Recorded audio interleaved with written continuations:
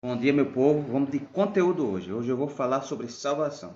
Mas antes de falar, eu vou deixar aqui um vídeo do pastor Rodrigo, da Adventista. Eu vou deixar aqui e vocês depois Perder a salvação analisem. Eu vou é falar muito também. mais difícil do que ganhá-la. Ah, é? Porque você está lutando contra o Espírito Santo. O Espírito Santo está tentando te chamar de volta e você está resistindo ao Espírito Santo. E chega a um tal ponto que Jesus até chama de o pecado contra o Espírito Santo, para o qual não há mais perdão, que a pessoa vai a tal ponto que ele não tem mais caminho de volta. Sem nenhuma base bíblica, ele vai dizer que perder a salvação é mais difícil do que ganhar. Como assim é mais difícil? Se ele está dizendo isso, é porque ele considera que nós temos poder para ganhar ou perder a salvação. Isso aí, irmão, é um absurdo por si só. A salvação não depende de nós. Não é iniciada por nós. Nós não temos papel algum na salvação. Isso tem que ficar claro. A única coisa, irmão, que nós temos e que nós merecemos é a morte, é o inferno. Essa é a única coisa que nós merecemos e eu vou provar para você. Em Romanos 6, 23, diz que o salário do pecado é a morte, que aí a morte é eterna, mas o dom gratuito de Deus é a vida eterna.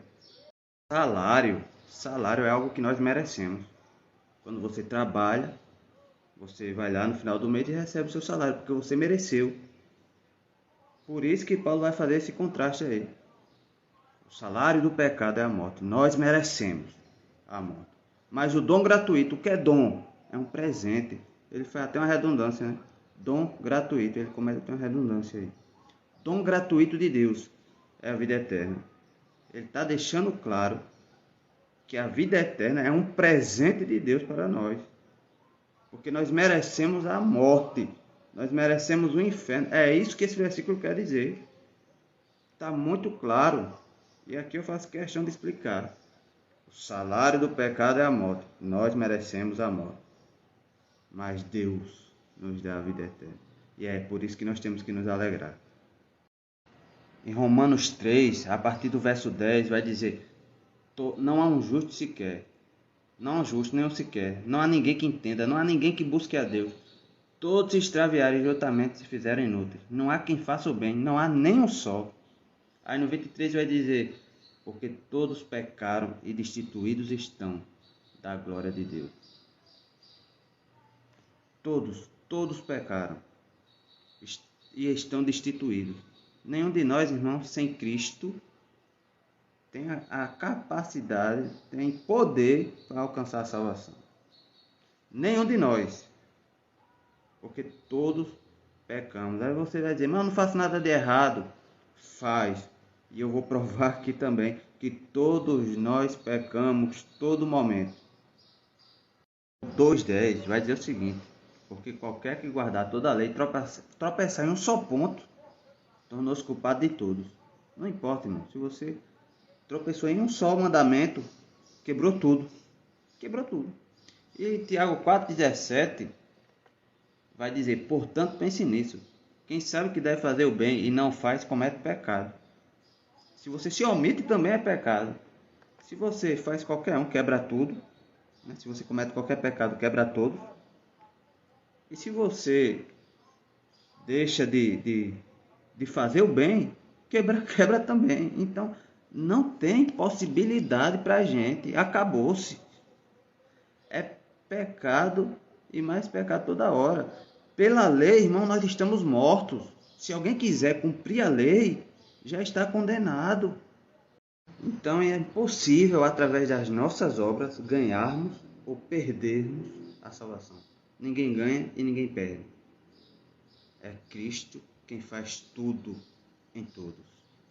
Cristo é quem inicia o processo de salvação, pelo qual também eu vou citar agora Romanos 8,30. Em Romanos 8, a partir do verso 29, vai dizer: porque o que dantes conheceu, também o predestinou para serem conforme a imagem de seu Filho, a fim de que ele seja o primogênito entre muitos irmãos. E aos que predestinou, a este também chamou. E aos que chamou, a este também justificou. E os que justificou, a este também glorificou.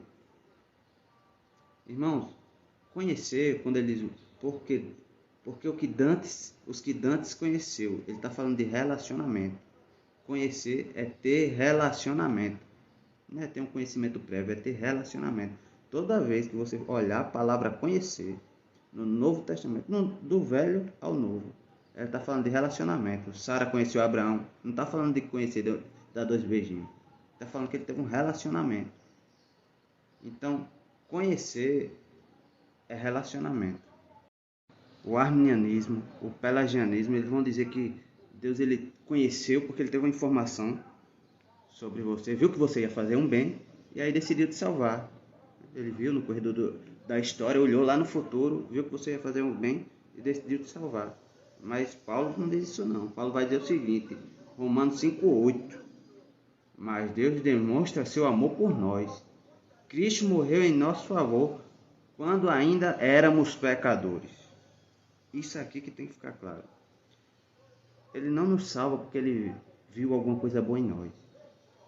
Ele nos salva porque ele nos amou. Ele decidiu se relacionar conosco quando nós éramos ainda pecadores. Está lá em Romanos 5:8. Verifique tudo isso.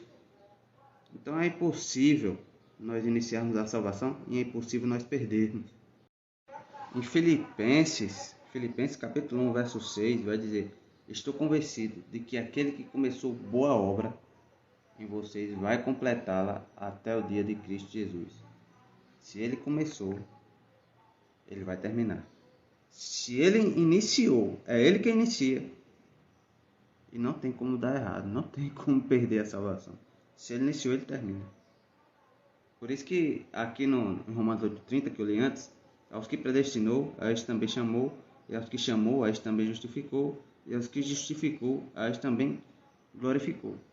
Ele vai do chamado, da predestinação até a glorificação. Não tem como dar errado, não tem como o cristão perder a salvação. Se ele iniciou, ele conclui. É impossível um cristão se perder.